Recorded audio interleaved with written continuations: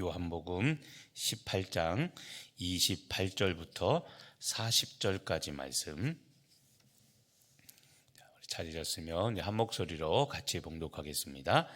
그들이 예수를 가야바에게서 관정으로 끌고 가니 새벽이라. 그들은 더럽힘을 받지 아니하고 유월절 잔치를 먹고자 하여 관정에 들어가지 아니하더라. 그러므로 빌라도가 밖으로 나가서 그들에게 말하되 너희가 무슨 일로 이 사람을 고발하느냐? 대답하여 이르되 이 사람이 행악자가 아니었더라면 우리가 당신에게 넘기지 아니하였겠나이다. 빌라도가 이르되 너희가 그를 데려다가 너희 법대로 재판하라. 유대인들이 이르되 우리에게는 사람을 죽이는 권한이 없나이다 하니 이는 예수께서 자기가 어떠한 죽음으로 죽을 것을 가리켜 하신 말씀을 응하게 하려 함이로라. 이에 빌라도가 다시 관정에 들어가 예수를 불러 이르되 내가 유대인의 왕이냐? 예수께서 대답하시되 이는 내가 스스로 하는 말이냐? 다른 사람들이 나에 대하여 내게 한 말이냐? 빌라도가 대답하되 내가 유대인이냐? 내 나라 사람과 대제사장들이 너를 내게 넘겼으니 내가 무엇을 하였느냐? 예수께서 대답하시되 내 나라는 이 세상에 속한 것이 아니니라. 만일 내 나라가 이 세상에 속한 것이었더라면 내 종들이 싸워 나로 유대인들에게 넘겨지지 않게 하였으리라. 이제 내 나라는 여기에 속한 것이 아니니라. 빌라도가 이르되 그러면 내가 왕이 아니냐? 예수께서 대답하시되 내 말과 같이 내가 왕이니라. 내가 이를 위하여 태어났으며 이를 위하여 세상에 왔나니 곧 진리에 대하여 증언하려 함이로라. 무릇 진리에 속한 자는 내 음성을 듣느니라 하신대 빌라도가 이르되 진리가 무엇이냐 하더라. 이 말을 하고 다시 유대인들에게 나가서 이르되 나는 그에게서 아무 죄도 찾지 못하였노라. 유월절이면 내가 너희에게 한 사람을 놓아주는 전례가 있으니 그러면 너희는 내가 유대인의 왕을 너희에게 놓아주기를 원하느냐 하니 그들이 또 소리질러 이르되 이 사람이 아니라 바라바라 하니 바라바는 강도였더라. 아멘. 오늘 말씀은 빌라도가 예수님을 신문하는 과정입니다. 예수님과 빌라도 사이에, 그리고 고발자인 유대인과 빌라도, 그리고 예수님 3자 간에 서로 대화하며 신문을 하는 장면입니다. 29절에 보면 빌라도가 밖으로 나가서 그들에게 말하기를 너희가 무슨 일로 이 사람 예수를 고발했냐고 묻습니다. 예수님을 법정에 끌고 왔는데 도대체 왜 죄목이 뭐냐고 묻는 겁니다. 그러자 30절에 사람들이 이렇게 말합니다. 이 사람이 행악자가 아니었더라면 우리가 당신에게 넘기지 아니하였겠나이다. 자, 유대인들이 예수님을 법정에 끌고 와 재판을 받게 한 이유는 예수님께서 행악자라는 겁니다. 악을 행했다는 것이죠. 31절에 빌라도가 너희가 데려다가 너희 법대로 재판하라고 이야기합니다. 그러자 유대인들이 우리에게는 사람을 죽이는 권한이 없다고 이야기를 합니다. 맞는 말이기도 합니다. 왜냐하면 유대 사회가 로마 식민지 아래에 있었기 때문에 자기들에게는 입법, 사법, 행정 이 권한이 없습니다. 그래서 죽일 권한이 없죠. 하지만 더 중요한 것은 유월절이 이르렀기 때문에 자기들의 손으로 피를 묻히지 않으려고 로마 정부에 떠넘긴 겁니다. 책임 회피한 겁니다. 본인들에게 사람을 죽일 권한이 없다고 하자 33절에 빌라도가 예수님을 불러 직접 신문합니다. 그러면서 내가 유대인의 왕이냐? 이 말을 시작으로 해서 38절까지 이르도록 예수님과 빌라도 간에 이제 신문하는 내용이 나옵니다.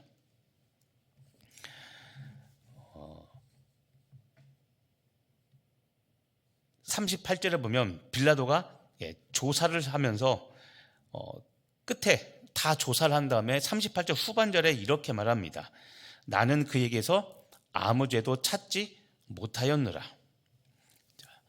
빌라도가 예수님의 죄악을 신문한 결과, 그 결과는 나는 그에게서 아무 죄도 찾지 못하였느라.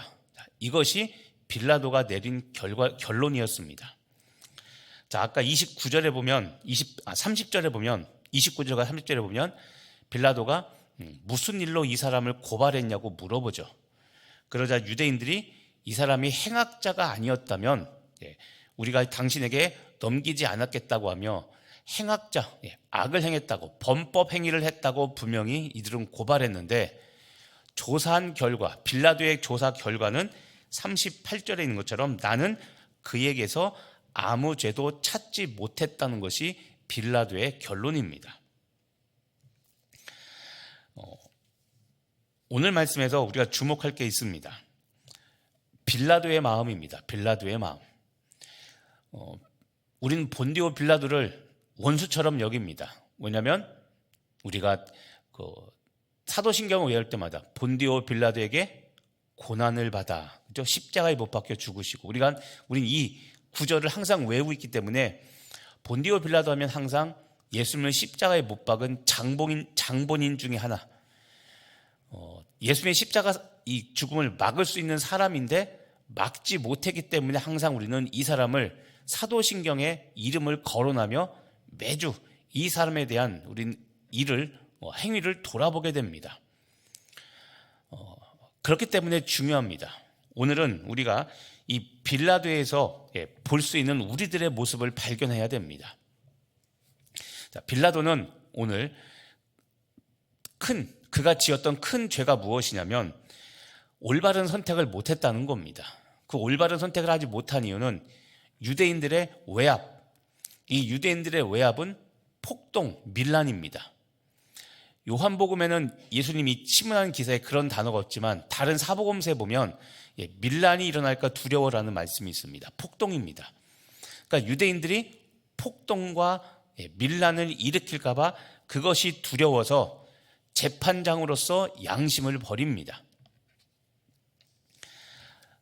빌라도는 이 지역을 다스리는, 지금을 치면 도지사 아니면 강릉 시장과 같이 이 유대 지역을 다스리는 총책임자였습니다.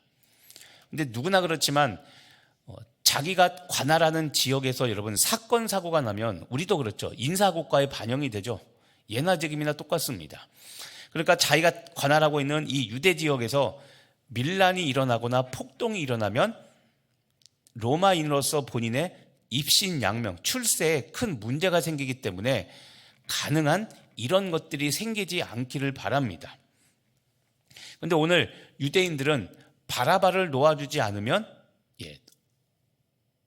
폭동을 일으킬 것 같은 이 분위기, 이것을 감지하고 오늘 빌라도는 나는 그에게서 아무 죄를 찾지 못했다고 본인이 직접 신문하고 그렇게 결론을 내렸음에도 불구하고 결국 예수님을 넘겨주게 됩니다. 자, 유대인의 외압은 거짓입니다. 아까 그랬죠. 행악자가 아니었더라면 이 사람을 넘기지 않았다고 이야기하며 유대인들은 죄를 지었다고 분명히 이야기했는데 빌라도가 신문한 결과 죄가 없습니다. 나는 그에게서 아무 죄도 찾지 못하였다. 죄를 찾지 못했습니다. 그러면 재판장으로서 신문한 결과가 무죄라면 진실대로 예수님을 놓아줘야 됩니다. 그런데 오늘은 넘겨졌다는 말이 나오진 않지만 결국 이 빌라도는 바라바를 살려주고 예수님에게 죄를 물어 잊지도 않은, 나는 그에게서 아무 죄도 찾지 못했다는 결론에 이르렀음에도 불구하고 예수님을 유대인의 손에 그냥 넘겨줍니다. 자, 이것이 빌라도의 죄악입니다. 그래서 우리가 사도신경을 외울 때마다 이 본디오 빌라도를 이 이름으로 언급하고 그 사람 때문에 예수님이 십자가에 달려 못 박혀 죽었다는 이 신앙 고백을 지금 하고 있는 겁니다. 자, 오늘 빌라도에서 볼 수 있는 우리들의 모습이 무엇입니까? 오늘 말씀에서 38절, 아까도 계속 반복하지만 38절 후반절, 나는 그에게서 아무 죄도 찾지 못하였느라. 여러분, 이 구절을 다시 한번 깊이 묵상해 보시길 바랍니다. 자, 빌라도는 예수님의 무죄를 알고서도 자신의 정치적인 이익은 아까도 얘기했지만 승진, 입신양명, 출세, 이것을 위해서 예수님을 희생양 삼아 유대인들에게 넘겨주고 정치적인 이익, 그리고 현재의 이익을 추구합니다. 현재의 안정이죠. 유대인들도 마찬가지입니다. 오늘 그런 내용은 나와 있지 않지만, 유대인들도 결국 예수님을 십자가에 못 박게 한 이유가 무엇이냐면 자신들이 원하던 정치적인 메시아가 아니라는 겁니다. 유대인들이 지금 원하는 메시아는 어떤 모습이냐면 자신들을 로마의 압제로부터 해방시켜줄 독립투사를 찾고 있습니다. 그게 이들이 바라는 메시아입니다. 둘 다, 빌라도도 그렇고 유대인들도 그렇고 둘 다 자신들의 이익입니다. 진리, 진실, 그리고 하나님의 뜻과는 상관없이 지금 이 세상을 살아가는데 자신들에게 가장 필요한 이익, 그것을 따라 판단한 겁니다. 유대인들은 수천 년부터 하나님께서 말씀해 왔던 메시아, 그리스도를 갈망하고 있습니다. 그런데 본인들이 귀하게 여겼던 그 성경, 구약 성경들을 읽어보고 조금만 살펴봤다면 하나님이 말씀하신 메시아는 그런 정치적인 메시아가 아니라 영혼을 구원하는, 우리의 죄를 사하는 메시아라는 것을 분명히 알고 있었고 알아야 되는데, 이들은 그것은 외면한 채, 성경에 기록된 하나님의 뜻은 외면한 채 지금 당장의 이익, 우리로 치면 일제시대 때 일제의 탄압을 받고 있으니까 내가 일제시대 탄압을 받으면서도 믿음을 지키는 일에는 관심이 없고 그냥 국가 독립에만 관심이 있는 겁니다. 지금도 우리가 잘 판단해야 됩니다. 지금도 우리나라가 혼란스럽죠. 진보, 보수 양측으로 나뉘어서 논쟁합니다. 그런데 여러분, 여러분의 정치 성향이 있는 것은 아는데 우린 보수도 아니고 진보도 아니고 양측에 여러분 사상에도 우리는 휩싸일 게 아니라 우리가 그리스도인이 추구해야 될 것은 보수도 진보도 아니고 복음입니다. 복음. 쓸데없는 이 세상, 마치 보수 측도 그렇고 진보도 그렇고 자기 측에 서서 이걸 하지 않으면 너도 그리스도인이라고 말하는데 그거 다시 생각해야 됩니다. 예수님이 보수일까요? 진보일까요? 예수님이 보수일까요? 진보일까요? 예수님 모습 따라가면 되지 않습니까? 예수님은 보수냐 진보냐 그거 말한 적 없습니다. 그리고 어느 한쪽에 치우친 적도 없습니다. 근데 신비한 건 보수자들, 보수 입장에서 보면 예수님은 진보 같고 진보 입장에서 보면 예수님이 보수 같습니다. 그게 뭡니까? 예수님은 보수도 아니고 진보도 아니고 예수님은 복음주의자였습니다. 하나님 나라를 위하여 살아갔지 그런 정치적인 이익을 따라 살지 않았습니다. 그런데 우린 자꾸 보수냐 진보냐 묻고, 저한테 말 못할 질문하신 분들 계시죠? 목사님은 보수예요 진보예요? 제발 죄송합니다. 딴 거 생각하지 마시고 복음을 생각하십시오. 복음에 맞지 않으면 보수도 잘못된 것이고 복음에 맞지 않으면 진보도 잘못된 겁니다. 보수냐 진보냐가 아니라 복음이 무엇인가를 알아야 됩니다. 오늘 예수님, 다시 얘기하지만 예수님의 모습, 특히 오늘은 빌라도와 유대인들의 모습을 통해 우리들의 모습을 볼 수 있어야 됩니다. 오늘 빌라도와 유대인들의 문제는 이익과 안정을 따라 선택하고 행동한 겁니다. 오늘은 중요하게 여겨야 될 것이 아까 38절 후반절 말씀입니다. 나는 그에게서 아무 죄도 찾지 못하였다. 아무 죄도 찾지 못했으면 예수님을 풀어줘야 되는데 39절에 빌라도가 6월절이면 전례대로라고 나왔죠. 전례대로. 죄인 하나를 풀어주는 관습이 있다고 이야기하며 풀어주려고 합니다. 이게 뭡니까? 빌라도가 빠져나가는 방법입니다.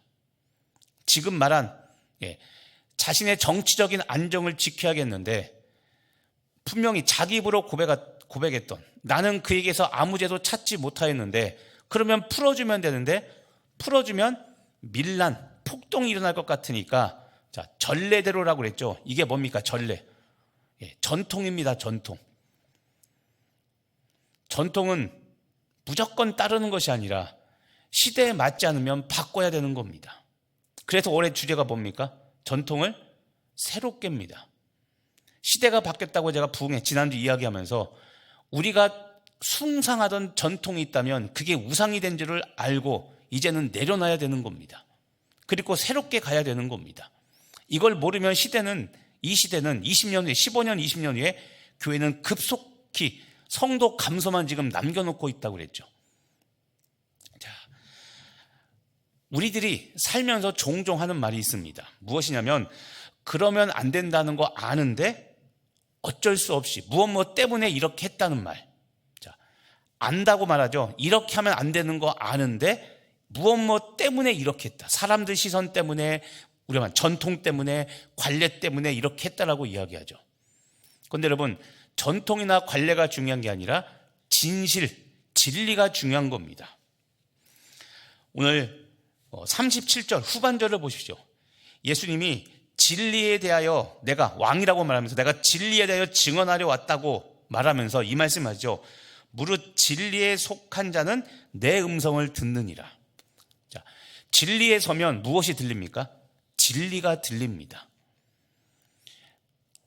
빌라도는 진리가 들렸습니다. 이 사람에게서 죄를 찾을 수 없다고 본인이 직접 조사하고 알게 됐죠. 그런데 그것을 행하지 않습니다. 자, 오늘